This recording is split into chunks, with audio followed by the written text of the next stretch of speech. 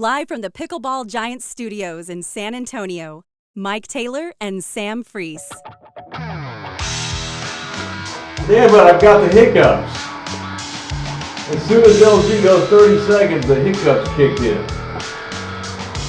We're trying to mind over matter here. What are you boys doing, man? It's post-game time. The Cowboys have just beat the tar out of the Indianapolis Colts tonight. 33 in the fourth quarter. Should have been more, but they're missing extra points. I think it was a franchise record for most points in the fourth quarter. Second most all-time in NFL history. In the fourth? Fourth quarter points. Lord.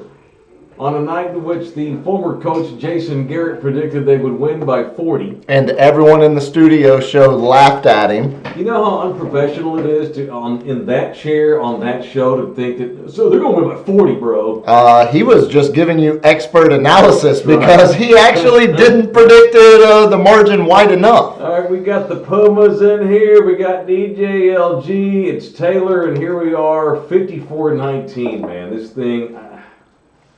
This is kind of like, it's like better than losing, man. We'll see. This is the key stretch of the season that really started on Thanksgiving Day. I don't know if you want to normally you like divvy the season into sections, but with 17 games, and based on the opponents, have we even entered that stretch? That key. I got my face turned over looking at the schedule. Have we entered that key stretch? I would say, I guess. Because they still have, 6 games left? 5 games left. 5 now, yeah. And it depends on who's playing tough in December. The NFL obviously is a tournament. You play a big regular season so a bunch of people can have, entertainment on Sundays and bet money and stare at cheerleaders and have fun and have excuses not to hang out with their families on Sundays. But this is not cutting time. There are exceptions, but this is the time of the year, starting probably today, when if you're going to do something, this is when you start doing it. Remember, we didn't feel very good about this thing last year, the last 2 or 3 games of the season. Now, they beat the shit out of the Eagles last December, but the Eagles didn't play anybody. They were tanking, and Dallas, it was one of those weird games where one team mailed it in. But I didn't have a great feeling about the Cowboys going into the season. Now, we're 5 games away here. I don't want to get ahead of myself, but this thing here just feels better. It's a better football team than it was last year. It may be a lot better than it was last year at this time of the season. And then when you throw in how weird the NFC has been all year, and now Jimmy Garoppolo's out for the year, and the kid from Iowa State, was it Brock Purdy, played fine tonight, but you don't know how that's gonna. When reality kicks in, he's just a kid. The Niners are good, but now they lose Jimmy Garoppolo. I still don't think the Eagles are one of the. I still don't believe in their asses, even though they look great today, beat the hell out of Tennessee. It's a weird conference, so I feel like the Cowboys are better at this time than they were last year. And the NFC East is not as good as it was at this time last year as a whole. So therefore, what am I saying here? These Cowboys have as good a shot as anybody else, even though we don't trust them because of their history. But right now, I don't know how you can pick anybody but them in Philadelphia to play for the NFC Championship game. Yeah, sure, you don't trust them because of the history, but, looking at this team as a individual assessment and not looking at, the bias we have with our attachment to this franchise as a whole, I don't know how you look at all the teams in the NFC East and say the obvious favorite is Philadelphia, the second and obvious second favorite in the entire league is Dallas. Look at the, by record, I guess it's technically still Minnesota, but, we were sitting here doing a post-game show similar to this one after the Dallas-Minnesota game where it was a 40-3 victory. And what do you say besides that? That one was even more impressive because that's a 10-2 Minnesota Vikings team. This game against the Colts and looking at, Texans and Jaguars up next 2 games, this is what you do against those teams. This is what you do against teams that have quit. This is what you score You create 5 turnovers because they don't protect the ball, and you capitalize on short fields like the offense did. You have 3 passing touchdowns on only 171 passing yards, like Dak did at one point in the game tonight. I mean, this is what you do during this stretch of the season. I mean, you ask, where does the Philly game on Christmas Eve is really going to be the barometer of how much trust we can have in this thing going into the playoffs. Because, I mean, closing out with Philly and then Tennessee and Washington on the road, you lose in Philly and then you allow that game to be a hangover and cause you to lose in Tennessee. Well, then we're back to saying, okay, that's the Cowboys team we expected. Who knows what they do in Washington on the final game of the season or how much it actually means to standings or playoff positioning. But, I mean, then we're looking at this Cowboys team similar to how we have in the past. But, I mean, you're sitting here telling me they perform 3 quarters as well against Houston. They dominate that game. If they play 80% of the game they played tonight, they beat Houston by 3 touchdowns instead of 40. If they do that against Jacksonville, I mean, the Lions just handled Jacksonville today. I mean, this stretch of the schedule is for the Cows to get in rhythm, get right. Hopefully, a side point of games like this, there's no reason Micah Parsons and Tank Lawrence need to be in on defense with 5 minutes left when it's they do that every 40s. week. And they play them too late every damn week. It's week. because they're not going to take them off the field because they also, Micah wants the stats. Micah wants to throw those numbers up so he can be in Defensive Player of the Year. I get it. But if one of those guys goes down in a catastrophic injury over the course of these next 3 soft cupcake schedule games, then we're going to have a real talking point and a real storyline to follow. But I mean, this is what you do to teams like the Colts. You embarrass them on prime time. Apparently, when we first went on the air tonight, it sounded like the Titanic was cracking in half. Look, we do what we can my here. voice, but it's good now. We playing? Okay, cool. All good. I got a new Rodecaster Pro 2, and the settings were wrong. God damn. We ain't got no goddamn band. We don't need no shit-ass manager neither. Sorry. Guess what happens when we upgrade? It actually makes things worse. That's what happens when we don't test. 21st. Ah, yes. Why didn't you have me come test it? 21st best, bitches. I mean, he only is that yelled. 21 or is that 12? I can't. What order is that going? No, that's 21. That 21? No, that's 12. That's 21. There you go. Okay. Yeah, he only yelled at us 2.5 minutes. Yeah. 2 minutes, 1 minute, Yeah. 30 seconds. Yeah, he got 10 pissed seconds. at 30. All right, we're just going live. So the old man that used to be the yard barker for Saturday Night Live, he was the lead, he was the floor director. That was his shtick. 30 seconds. It's a good bit. Right before the show started, and that was what LG was doing tonight. So I'm glad we got it worked out. Cowboys kick ass tonight, 54-19. It is Overreact from the Pickleball Giant Studio. Show brought to you in part by Pickleball Giant, 1604, 2711 North Loop, 1604 is the absolute physical address. Right there at the Bitters exit by Rogers Ranch, the only exclusive, nothing but pickleball stuff in town. Pickleball just continues to blow up. Every day I see more and more shows, more and more celebrities, more and more leagues popping up, more and more people investing money in leagues around our area too. But the only store to get exclusive pickleball stuff, where they just sell pickleball stuff from head to toe, is Pickleball Giant on the north side of San Antonio, Texas. So thank you to everybody at Pickleball Giant for being our studio sponsor and being part of this show. All right, the Cowboys beat the hell out of the Colts tonight. Let's just get this out of the way. The Colts are terrible. So much has been made about Jeff Saturday getting the gig. It almost felt like Irsay knew that he was going to give the job to Jeff Saturday in the summer in case things didn't work out. He was going to get rid of Reich and bring in Jeff Saturday as the coach. You talk about an owner making a decision. Good Lord. Jerry gets all this hate, and I get it, and most of it is warranted.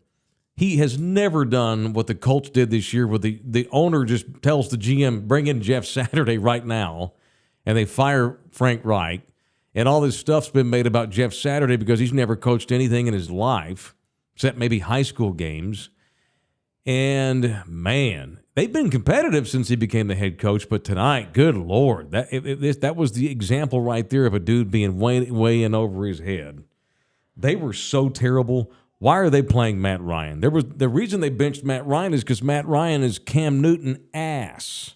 They wanted to play young quarterbacks and get to the end of the season knowing that they didn't have much at quarterback, so let's get the young kids playing.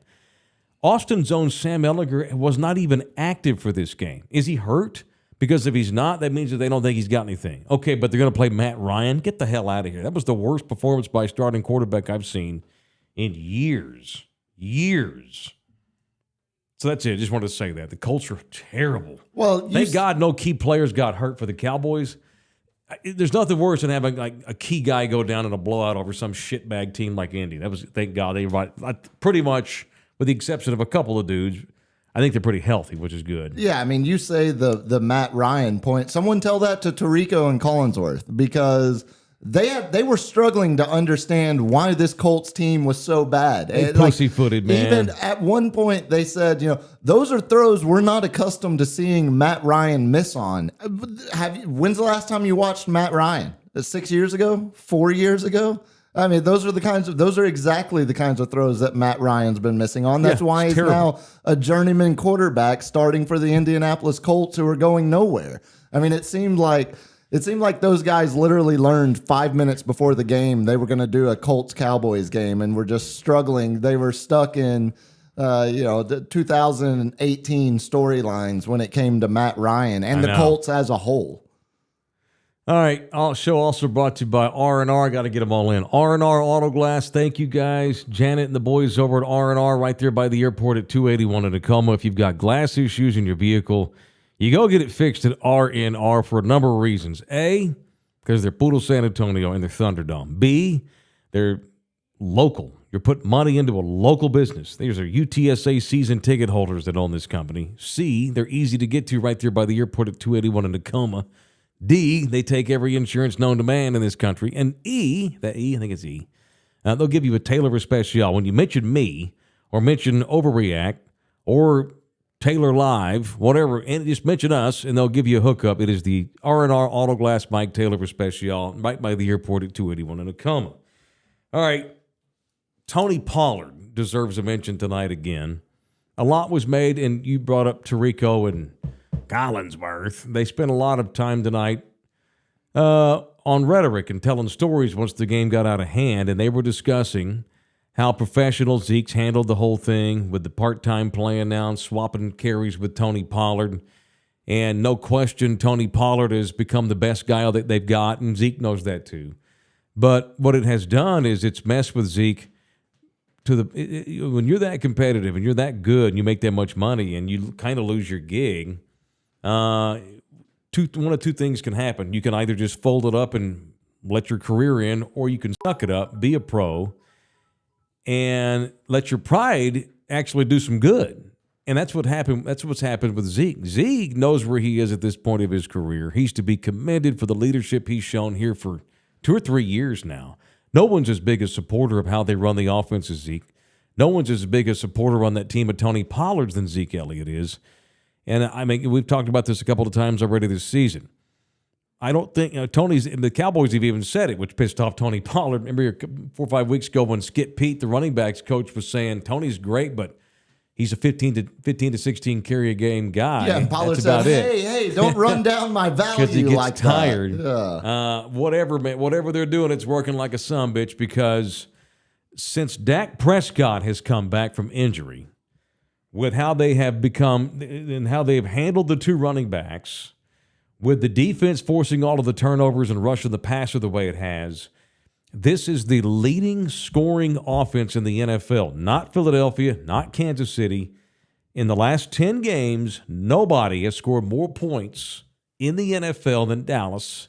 It started off when Dak got back, and that thing just took off. And that's why I think they look to me this year, at this point anyway, still with over a month left, better than they looked last year at this time, because they're firing on more cylinders than they were at this point last year. And they were good last year. We had our hopes. Sure. But this thing looks, they're beating the shit out of not just the Colts, they're beating the hell out of the Vikings. Go back to last year. This Cowboys team altogether has more 40-point games than any team in the league.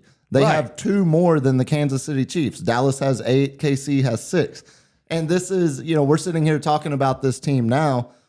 It needs to be brought up every single time we think about what the Cowboys can do the rest of the season and into a playoff run. This is a Cowboys team that went 4-1 with Cooper Rush as their starter. Right. This is a Cowboys team that when you listen to stats like no team has had this many 40-point games, this is a Cowboys team that has had Cooper Rush play 5 of those games and only averaged 21 points a game and still managed to go 4-1 against teams that are still turning out like the Giants. I mean, that win against the Giants is looking more and more crucial as the season progresses, as New York holds up their end of the bargain and stays a playoff team. That's a playoff team that the Cowboys beat with Cooper Rush as their starting quarterback. I mean, that's why we feel differently about this team than last year. I don't think you could say that if the Cowboys had missed, had to have Cooper Rush play 5 games last year instead of just the 1 in Minnesota. I think we're looking at a very different level of comfort with the position that it would be in by the time Dak got back. I mean, and even, talking about the game today, that was a 14-13 game at half. That was I was pissed off. I was pissed at him in the second quarter. When we recorded our halftime tease for the post game, I said this is going to be the most boring close game you can draw up. I mean, you can imagine. And again, back-to-back 3-and-outs to start the third quarter for both offenses, and then finally the Colts put together a drive, 7-8 minute drive and get a touchdown.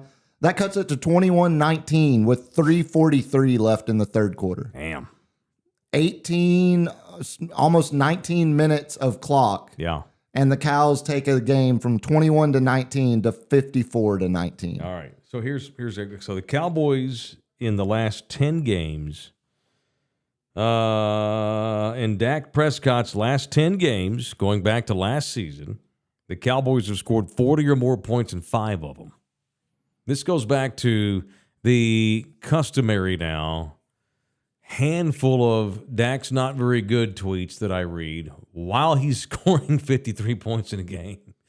I still had that tonight, dude. The anti-Dak sentiment. But we can say, I mean, you and I, as we were sitting here watching the game, that's what is even more impressive about games like this. We can all agree that Dak was not at his best, was probably 75 to 80% of what his best day can look like. Right. And the offense scored 47 points. Right. If you take away the fumble return for a touchdown. Yeah, and I don't know about, obviously it's gone up, but going into tonight's game, in the last 10 games that Dak Prescott has started for the Cowboys, they're averaging 34.1 points. Yeah, leading the obviously league. Up now. It's probably up to 37 or 38 after they hang 53 or whatever it is. All they can do is score a bunch of points. You want to jump on his accuracy, that's fine. Go right ahead. He's not the most accurate guy in the league. He's the unquestioned leader of the room. That's a lot of egos in that room, a lot of superstars in that room, a shit ton of millionaires, a lot of guys that are going to become multimillionaires. Massive egos, big, huge characters in that room. Jerry Jones, for God's sake, and that man just continues to lead the way. Your wife mentioned during the game tonight that Dak's kind of a vanilla guy when it comes to interviews. And he is. He's very guarded. He's very much like Aikman was back in the day. I'm not saying he's Aikman. Whoa, you're saying when it comes to interviewing, okay. He's guarded. He passed Danny White tonight in career touchdowns, not Troy. You best remember that. He passed Roger Staubach, too. Yeah, he had passed Roger already. So, his interviews, he's really vanilla, very guarded, straight to the point, quick answers, much like Tim Duncan used to be when he was playing ball. If you look at Dak's timeline on Twitter, it's nothing but a bunch of infomercial shit. Eat my soup, shop at my bank, buy my clothes. What'd I say? Nothing. I just didn't know that sentence was going to end with soup. But I'm with soup. you. Or not my. Well, if he wins the Super Bowl, he can tweet "Eat my ass." He's just a guarded guy. It's because of who he is. He's just an even keel guy who's the quarterback of the Dallas Cowboys who makes $40 million a year. And his way through this world is to be straight-laced, pretty vanilla, generic guy, don't give a lot of hot sport opinions, play my game. And all he's done is take advantage of a defense that's going to wind up leading the league in sacks, going to be top 2 or 3 in turnovers.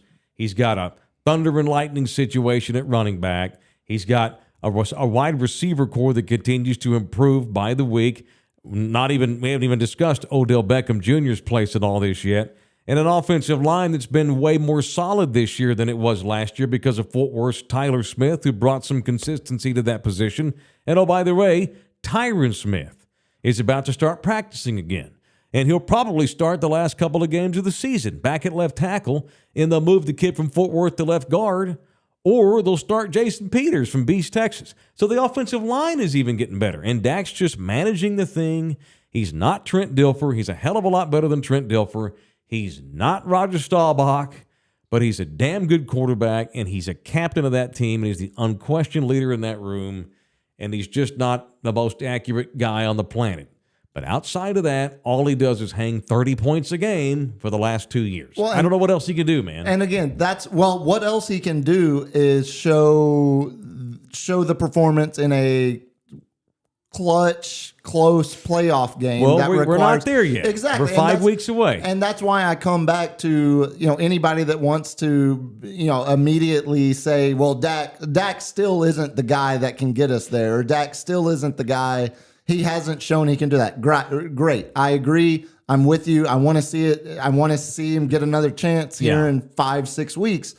But if you're going to come at me, well, he's still throwing interceptions. Oh, okay, but the offense put 47 points on the board. So are you okay? Are you okay with him throwing an interception when they score 47 points? Because I am. Sorry. I think I am. Sorry. I think I'm okay if he throws 2 interceptions if they score damn near 50 points on their own. Yeah. All right. Thank you to Texas Cheer Liquor, also a big player on this show. They're the title sponsor of our Mike Taylor Live, which I'm assuming will return Wednesday. Now that I'm back home, that's good. It is Texas Cheer Liquor. They got 9 locations in the area. I'm getting a little bit low on beer at the house. I've got whiskey, got Devil's River in there. I need to go get me some beer here in the next couple of days, and I'll find the local nearest Texas Cheer Liquor to me. There are 9 locations in the area. Shout out to Mr. Singh and family-owned and operated Texas Cheer Liquor. Okay, the latest on Odell Beckham Jr., and I've been absolutely for this, Mang, all about it. And I remain for it. And the reason I'm for it, now, one red flag popped up today. Now, okay, blowing his knee out in February, that's kind of a red flag too. But we already know what that is. He's already been cleared by the doctors. So we had a red flag pop up today. But before I heard what I heard today, I've been absolutely staunchly pro Odell Beckham Jr. because all he can do is come in here and help the thing. He's not going to hurt this thing because they're not going to make him the number 1 receiver. They're not even going to make him the number 2 receiver. You don't bring Odell Beckham Jr. off the street in the last 3 or 4 weeks of the season and have him just take Mike Gallup's gig. That'll screw with your chemistry in the room. He's going to come in here. And maybe now next year's a different story. We'll see if Mike Gallup's even on the team now. I don't know. We'll see how things go. But as far as this year's going, if you bring Beckham in, he's a complimentary guy who at worst is the world's greatest decoy. But we know he's got crazy, stupid, all-world talent. He will make plays for the Cowboys. He will make life easier for CeeDee Lamb and Michael Gallup and all the other guys on that offense just because of his unbelievable skill level. There's no way his goofball character will ruin their chemistry for all the reasons I just talked about with all the characters in that room and the leadership they've got in that room. He is not going to come in there and just trash the season because he's a dick or he's a diva. He's going to come in and help the thing. He may not do much. Who knows? Maybe he's a shell of himself. But he's not going to hurt the thing. And Jerry's 80 years old. Jerry doesn't care about 3 or 4 years down the road. I think they'll do whatever it takes to sign him. Now, I'm interested to see what you think about him because you've been with me all these weeks on him.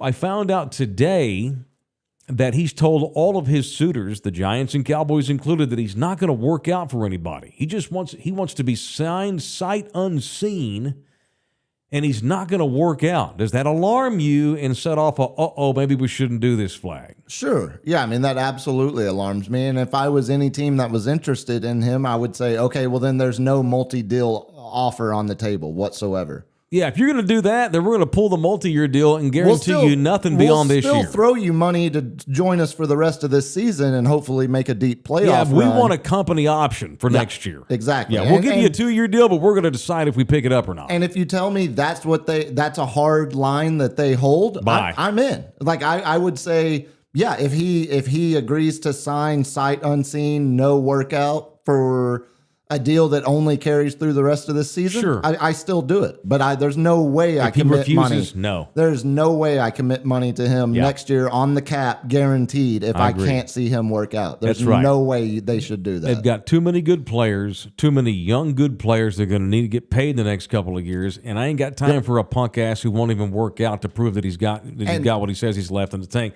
I ain't doing that unless I've got a lot of incentives in my favor. And the two guys at the top of that list that need to and are going to get paid next year, whether it's by the Cowboys or not, one on offense, Tony Pollard, one on defense, Donovan Wilson. That guy is making him a shit ton of money with the way he's played this Donovan year. Wilson's a more valuable Cowboy than Odell Beckham Jr. It's not going to be a break, at least for now. It's not going to be a break the bank kind of deal, but it's going to be a deal that a 6th-round draft pick like Donovan Wilson never would have imagined he would get coming off this rookie deal. Agree. All right, show also brought to you by JM Pool and Spa. We're going to scoot by tonight. It's late. I just got back into town this week, and I've got kids to get in bed. JM Pool and Spa, the swimming pool and spa specialist, North San Antonio area into the lower Hill Country area. If you got a pool or a spa or both, that's a lot of fun, but it's a pain in the ass to keep up with them, to make sure that they stay nice and clean, prevent algae and crap from getting in there, weather stuff. These boys will take care of your pool and spa. It's JM Pool and Spa, the official pool and spa of not only just Taylor Overreact, but also Mike Taylor Live, which we'll have on Wednesday night. Yes, sir. A couple more things before we get out here. I want to get your thoughts because this is something we've talked about in the past, comparing specifically these two individuals. Mm-hmm. Tonight's win for the Cowboys puts Mike McCarthy tied with Sean Payton for career regular season wins, both of them at 22nd overall now on the all-time list. What is it? 152 regular season wins now. Interesting. And that's with McCarthy being out of football for, was it 2 years or 1 year? One. And yeah, the 1 this year. This is Payton's first year out of the league. Well, but also Payton missing a year for Bountygate. So right. Equally both out of the year. Right. It just goes back to that parallel that we always talk about, the rush to get McCarthy out of here and bring Sean Payton in. Their career resumes are almost identical, down to the game, down to the win, down to the fact that they both only won one Super Bowl with an all-time great top 15 quarterback ever. Right. Yeah. And look, man, I love Sean Payton. I think he's a damn good coach, but McCarthy's got way more skins on the wall. Payton has coached. He got fired by the Giants years and years ago in New Orleans. Yeah, he was great, but so was Austin's own Drew Brees. That was a special team. Starting with the dude on my T-shirt here, Steve Gleason, who had that badass punt return after they got back from Hurricane Katrina in the Superdome. That was a magical team. I happen to be wearing the T-shirt tonight. I had no idea you're going to bring this up. Sean Payton's a good coach. Mike McCarthy is too. At least they're in the same tier. Sean Payton's not 2 levels ahead of Mike McCarthy. Sean Payton's not an overnight upgrade to McCarthy. And McCarthy has now gone to another team and made them a division champ, and now they probably won't win the division this year only because the Eagles are having an all-time year. But now he's got, again, McCarthy's got Dak Prescott. And say what you want about Dak, he's not Aaron Rodgers, but all he does is score 30-plus points every damn week. McCarthy should get some credit for that. McCarthy, and he swallowed his ego. He let Kellen Moore call the plays. Kellen Moore, like with any other offensive coordinator, Cowboy fans are hot and cold all game long on Kellen Moore. But all Kellen Moore's offense has done is score 35 points a game all year. Yeah. So say what you want about Kellen Moore. It's only been the most leading points offense the majority of the time he's been in charge. And McCarthy's the guy in charge of all of it. Well, so Sean Payton's not had any success with anybody but New Orleans. Not to mention Mike McCarthy telling DQ, put your head down, don't worry about the outside noise. I don't care. I don't care that Jerry might fire me and try to give you the job. Stay here. We're doing something. You know, when Dan Quinn came to him and said, hey, I'll leave if you want me to, if this is too awkward for you. Right. Now, you can also say, well, Sean Payton never had a defensive coordinator as good as Dan Quinn. That's fair. That's fine. Sure. That's fine. But McCarthy's done nothing to run himself out of the job. Now they get blown out in the playoff game. All right, that changes a lot. Well, it depends what round. Let's get there. Yeah. Let's get there. All right, go ahead. Couple more things. Yes, sir. 199 points now in the last 5 games for the Cowboys. That is the most points for the Cowboys in their franchise over a 5-game regular season stretch since 1968. All you do is win. Again, just adding more context to the historical rate at which this offense is scoring right now. Lastly, I know we want to get out here and save some of this for the radio. I'm just going to list off 5 names. Tell me if you can point out. I'm sure you'll catch on pretty quick, but point out the connection here. Okay. Tyler Smith. Okay. Sam Williams, Jake Ferguson, Damone Clark, Deron Bland. That's this year's draft class. That's your first, second, fourth, fifth, and fifth round draft picks from this most recent draft. The Cowboys are one of the 3 best teams in the league at drafting. And they have been for about 5 or 6 years. You could argue since the Tyron Smith pick. Right. You could argue 8 for the last 8 years. They've been an elite drafting team. I mean, you saw Anthony Brown go down with injury and have to get carted off during a TV timeout after already being down. Oh my God, he's out for the season. The nickel corner, Lewis. Jordan Lewis. Jordan Lewis, yeah. Don't miss him at all. You're down Jordan Lewis, so you've got Boss Man Fat having to play more. Then now you're down Anthony Brown. You got Boss Man on the outside. Yeah. Well, then immediately after Boss Man, doesn't really show much, they slide Deron Bland out there, and he has 2 interceptions the rest of the game once he takes the Anthony Brown position. They might have found between Damone Clark having his spine fused back together. Damone Clark didn't have didn't have an offseason, didn't have a training camp.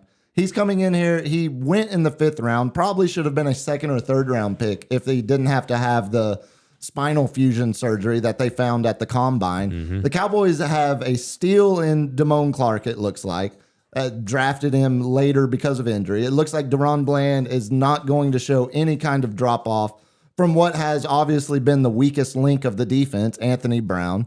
Deron Bland seems to be a ball hawk playmaking cornerback, whether he's always in the right position or not. You saw him on both the interceptions recover to get his hands on the ball. And Sam Williams, a tackle for a loss in the backfield on a running back, a near fumble return for a touchdown if he hadn't barely been brushed up against by the Colts defender. Jake Ferguson with the hurdle catch a couple weeks ago and showing flashes in that tight end position. And then, of course, Tyler Smith has done nothing but exceed expectations from, being what everyone considered to be a reach when they took him in the 1st round. I mean, I'm done questioning Will McClay, and unfortunately, you have to give him credit, Stephen Jones as well. Hey, I'm the goddamn general manager. The player, no, you don't. You want to have that son bitch in Chicago drafted? On draft day, they tie him down because they know who they want. GM by my name. They know who they want, and that's they being Stephen and Will McClay. And you have to get, like I said, for damn near a decade now. They have hired them? I did. The GM. I hired them. Drafting.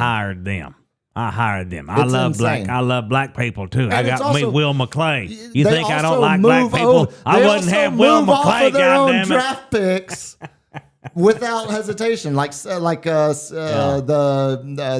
kid from Arkansas that they cut the 5th round, John Ridgway, who they cut because they Tristan Hill, who they cut. Guys that they clearly say or identify this is not someone who's going to develop any further within our system than what he's at right now. They move on, slide someone else in there. I mean, Odigizua is turning out to be a steal at the position. They got him in the draft. Guy. That's right. Again, Jerry, I got 95 black guys on my team. I get my ass chewed out. You've only, you haven't had a black head coach, but you get credit for Will McClay. Sure. Well, what's Mike McCarthy doing? He's kicking ass. I got me a black quarterback, though. He wears a cowboy hat, though, so he's all right. Yeah, right. He's fine. Jake Taylor, TCU's in the playoffs. The Cowboys win big. Do the helicopter. You know what? If TCU wins the Natty, I'll do the helicopter. Will YouTube get mad? Yes. What kind of question is that? Yes. What if I put a sock on it? I can do it with a sock, right? I think we'll have to check TCU with legal, but I think you'll be fine. Oh, and by the way, F off Kens 5. Kens 5 filed a complaint against this show because we, God forbid, show some love in a funny way to one of their reporters. Surprised it took them this long. Why? That was great. We made that kid a star. He's good. He's the official local sportscaster of this show now. Drew P. Webos, that kid we had on from Kens 5, he's a good reporter.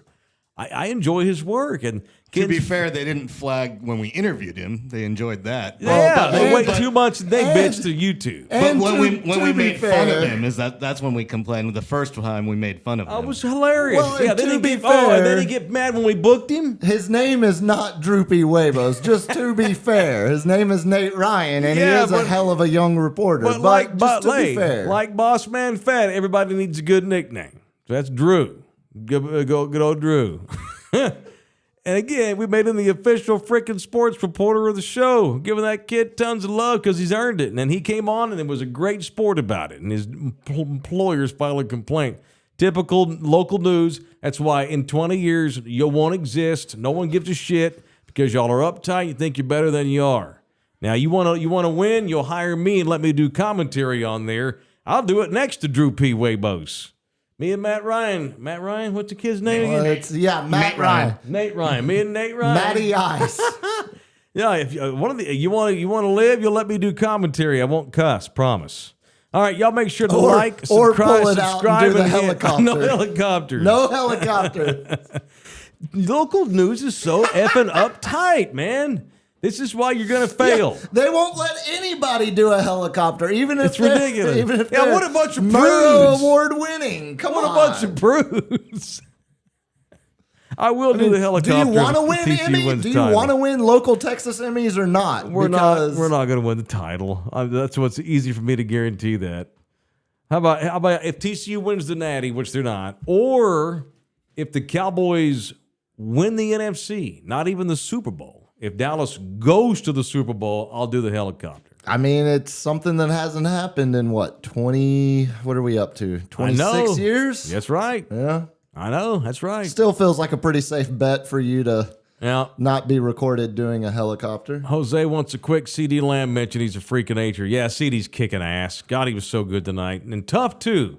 He's shown me toughness this year that I didn't know that he had. And he's a tough kid, man. I like that dude. Keep his ass healthy. Another reason I want Beckham in here, I think it'll make life easier on CD. The Cowboys don't play anybody. Okay, go look at the Eagles' schedule. How many good teams are there? They're scoring 50 points every 3 weeks against this schedule. No, they're not. They're not playing good football teams, but they're beating the shit out of them. It ain't like they're struggling every week and they're barely winning. But you know what also happens every week in the NFL? A bad team like the Colts beats a good team like the Cowboys. Sure. And instead of that happening, they're blowing these teams out by 30 to 40 points. I mean, what else Right. do you want? Right. Let's not go overreacting to Brock Purdy either. I thought he was good, and of course he's a 49er, and Shanahan will make him a good player. But he's a baby. And in the playoffs, rookies don't win playoff games. Not usually. With the exception of Ben Roethlisberger. It just doesn't happen. Brock Purdy is not that. The No, Niners God, are no. in trouble. The Yeah. Niners are Yeah. insignificant. And that's the team that throughout, I mean, even when they were sitting there with a 5-5 record or even might have even been 4-5 when we were talking about that, saying I still believed the Niners were the betting favorite in my eyes to be the team that is representing the NFC in the Super Bowl. I mean, all of that is over now. Brock Purdy changes all of that, which again just goes to further our point of how wide open this thing is. I mean, the conference hasn't been this wide open in damn near a decade. I mean, It feels like we sit here. No one's confident in the 10-2 Minnesota Vikings. No. No one's dying to put money on the 11-1 Eagles, 10-1, whatever they're at now. I mean, I don't know how you look at any other team in the NFC right now with their current injury concerns, with their especially looking at what teams have coming back from injury, like Tyron Smith should be back here. I mean, it sounds like they're going to open his 21-day practice window. I don't know how you look at any team and say Dallas is significantly behind them in comfort level of representing the NFC in the Super Bowl. I mean, I would say right now the three teams, San Francisco's out of that equation for me now. The three teams are Philly, Dallas, and probably still Minnesota because of the offensive weapons. And that all being said, we talking about the damn NFL. The Cowboys could beat the Eagles on Christmas Eve and turn around and lose the next 2 weeks in Tennessee and Washington. Sure. They could. Yep. And it wouldn't shock anybody. And then lose to the Giants in an opening round playoff game because that's the NFL. And we'll that's be what on happened. here calling for everybody's job. It's the damn NFL, man. And the Giants would probably on the other hand, the Giants could win a playoff game or two and still move on from Daniel Jones because they know he's not their guy long term. Right. All right. Because they know he's not anywhere near as consistent a performer or as an elite level when he's on as Dak Prescott. I mean, there's still a massive gap there.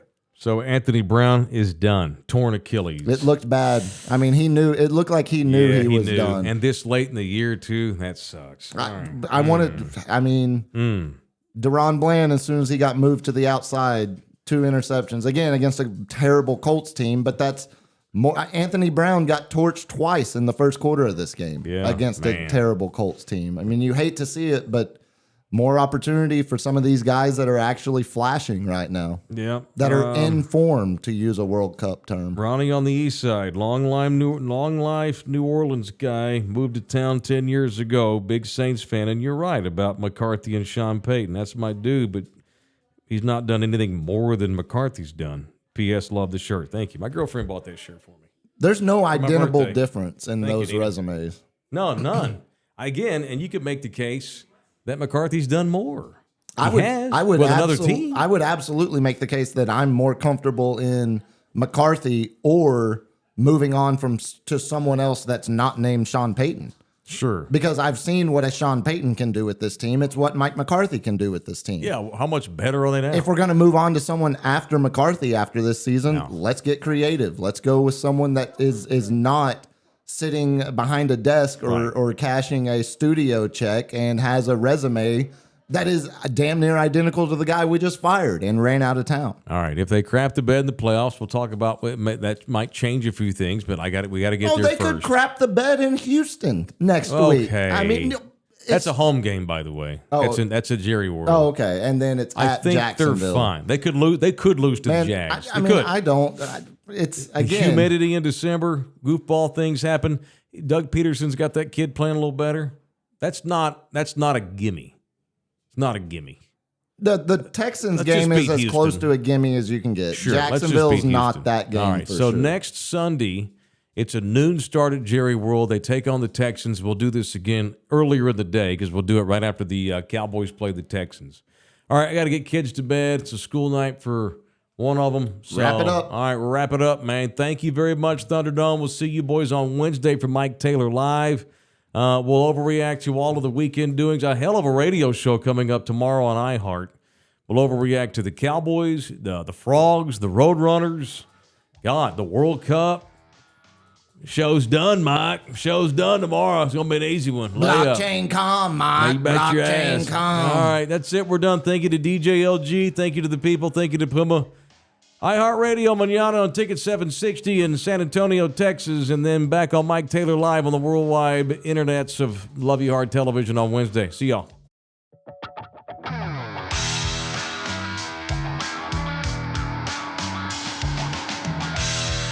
Overreact is brought to you by Pickleball Giant.